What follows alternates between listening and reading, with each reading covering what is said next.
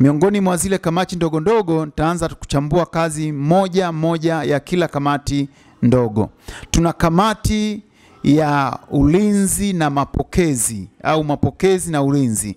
Sasa kazi kubwa ya kamati ya mapokezi na ulinzi kuhakikisha kwamba watu walioko mle ndani ya ukumbi ni watu ambao ni sahihi, na ndio maana huwa wanakuwepo mlangoni, wanakagua zile kadi kuhakikisha ndani wanaingia watu wanaotakiwa kuwa ndani. Lakini pia kazi yao nyingine kubwa ni kuhakikisha usalama wa wale watu. Mara nyingi kumbi zetu hizi unakuta zina usalama wa nje ya ukumbi, ndio kuna walinzi, lakini wakati mwingine ndani tunakuwa hatuna ulinzi zaidi ya zile kamera za ukumbini. Lakini pia hii kamati inawajibika kuhakikisha inawakarimu watu. Unajua ulinzi tunaousema mlangoni sio ule ulinzi wa kulinda utafikiri unalinda magaidi au utafikiri unalinda maharamia. Kumbuka hawa wageni walikwa ni wateja, ni kama wateja wetu, wewe unawapa huduma.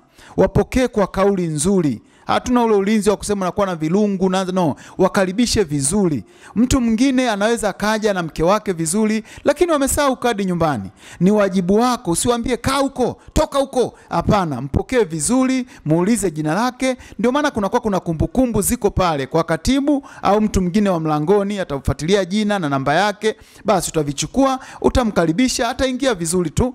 Kwa sababu unapokuwa umemvuruga kuanzia mlangoni, unakuta ameingia ukumbini, hana hata ile mudi yote ya sherehe, umeshamharibu kauli mbovu, mara kaa huko, kwenda huko, hapana.